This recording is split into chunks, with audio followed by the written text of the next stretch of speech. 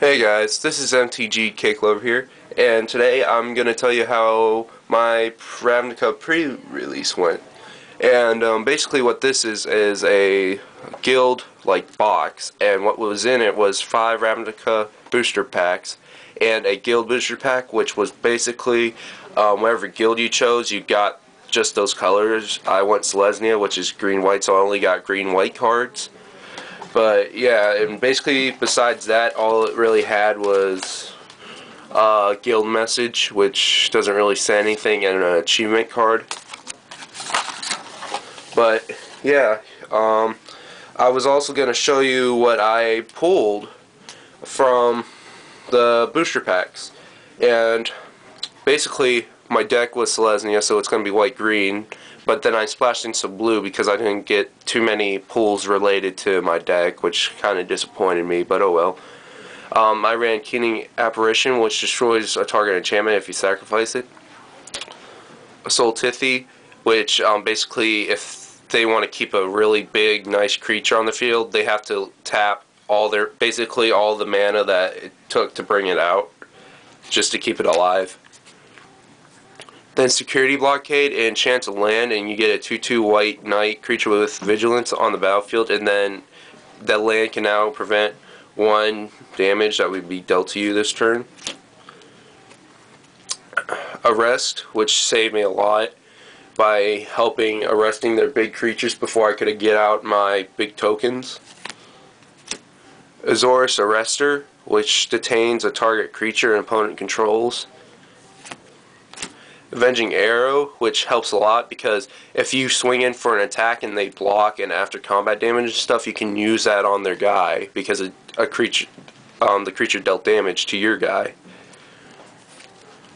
Another Azorius Arrestor. Ethereal Armor. I didn't even get to run this in the pre-release, but I was pretty mad I didn't because it's actually a really nice card. Enchanted creature gets +1/+1 for each enchantment you control and has first strike, which is really nice. I also ran a 1/3 flyer for 2, which is pretty nice. Another Keening Apparition. Also ran 2 Swift Justices. Until end of turn, target creature gets +1/+0 and gains first strike and lifelink, which was really nice. Vassal Soul, which is a hybrid for blue and white. It's a 2/2 flyer. Precinct Captain. It's first strike, and whenever it deals combat damage to a player, put a 1/1 white soldier creature token onto the battlefield. I wasn't able to run him either because I couldn't get it to him in the deck, but he's really nice. A second Avenging Arrow. A third Arrestor. And Urban Burgeoning is really nice because it basically enchants a land, and when it does, the land will tap like basically every upkeep. Towering Indrik. It's a 2/4 with reach for 4, so it's basically just a spider except it's a beast. Another Urban Burgeoning. Now this is what probably saved me, is Seek the Horizon. You can search up to 3 basic land cards, reveal them, then put them into your hand for 4, which is really nice, which helped me get my blue and mana and stuff out. Whoops, sorry about this guys, the camera's being a little shaky. There we go. Alright. Aerial Predation, which helped me a lot as well because you destroy target creature with flying then gain 2 life.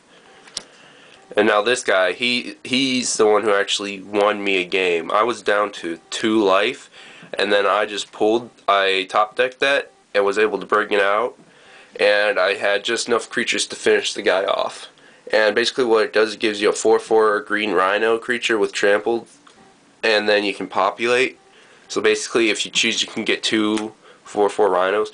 Now this is probably my favorite populate card just because how cheap it is. It's basically a fog for 2, but then you can populate with it. It's really nice. It's just for 2. Then Slime Molding. I mean, you probably shouldn't use it early game, but later game it's really nice because it's green and then X, and then put an XX green ooze creature token on the battlefield. Then Gate Creeper Vine. I ran that just to get land. not for gates or anything because they don't really have any gates. Rumbleback Rhino, it's a 3/4 with hexproof, which is really nice if you're up against a detain deck because they can't target it with detain. Now for the blue, I ran Dispel, which counter target instant spell, which is like really cheap because like if you play a spell and they counter it, then you can just play Dispel on their counter. Mizmium Skin, target creature you control gets +0/+1 against hexproof until end of turn. Then you can overload it for 2, which makes it target all your creatures. I ran 2 cancels. Alright, here we go. Here's some multicolors. Common Bond, put a 1/1 counter on target creature, and then put a 1/1 counter on target creature. So you could do it, put a 1/1 counter on target creature and then on another one, or you could do it to 2 of them. Then there's Dryad Millen. It's a 2/1 for 1 green or white. And if instant or sorcery card would be put into a graveyard from anywhere, exile it instead. And I have no clue what that music in the background is, guys. Sorry if you heard that. Courser's Accord. Put a 3/3 green centaur creature token on the battlefield, then you populate, which is really nice. And this card is basically the same as Courser's Accord, except you don't populate. And it's only for 2. I ran 2 of those. Another Common Bomb. And Azor's Charm, which helped me a lot. Creatures you control get lifelink until end of turn. You draw a card or put target attacking or blocking creature on top of its owner's library, which helps a lot to get rid of big buff creatures if you're trying to prevent them from attacking. Also roll, use another Vassal Soul. Chromatic Lantern was probably my favorite pull I got. Lands I control have basically tap for any mana for 3, and then this taps for 1 of any mana, which is really nice. Tablet of the Guilds, which is really nice too. You choose 2 colors, and whenever you cast a spell, if it's at least one of the chosen colors, you gain a life for it. So if I chose green-white and cast a green-white spell on it, like, you know, just to cast it, yeah, you just gain 2 life, and that helps a lot in this deck. Now here's the Shockland. This is actually, I didn't realize it till now, but it's currently a really expensive Shockland. But of course the prices will deflate once the set comes out, but it's currently like 20 bucks. Now here's the promo you got for choosing Selesnya as Grove of the Guardian. You tap for add for a blank, then you tap 5, tap this, tap 2 untapped creatures you control, sacrifice it, then you put an 8/8 token green-white elemental creature token with vigilance on the battlefield, which is really nice because you can just populate the hell out of it. Then I ran 2 Selesnya Guild Gates, which is a dual land that just enters the battlefield tapped.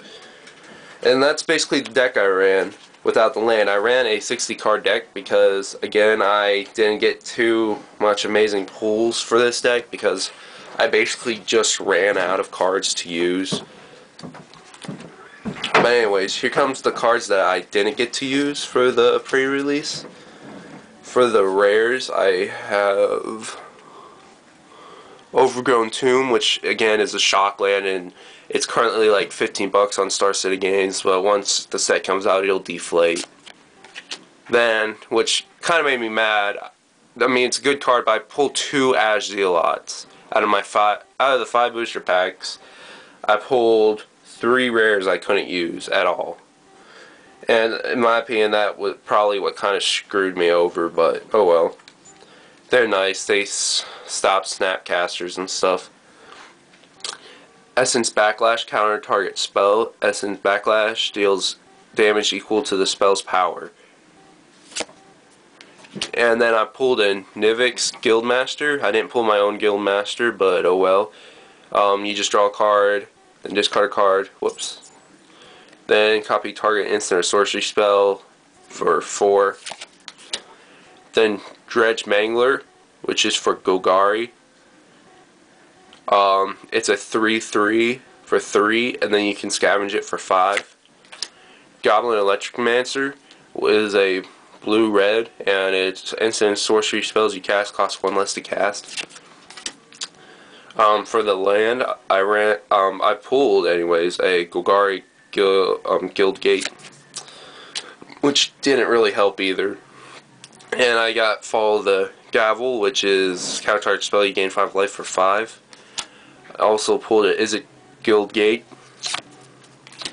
a Trans-Guild Promenade. It enters the battlefield tapped. You have to pay 1 when it enters the battlefield, but then you can tap it for any 1 mana. Then Psychic Spiral, it's just a new type of peel for a peel deck. You shuffle all your cards from your graveyard to the library. The target player mills that many cards that was in your graveyard. And once again, guys, sorry about the background noise. Everything's a little hectic right now. But anyways, I also got Imperial Skywatch, Axbane Guardian, Armory Guard, which I couldn't really use because of, there's no gates in this set. A 2 for 2/2, and then you can damage it for 6, which I didn't really care for. Axbane Stag, which is just a 6/7 for 7.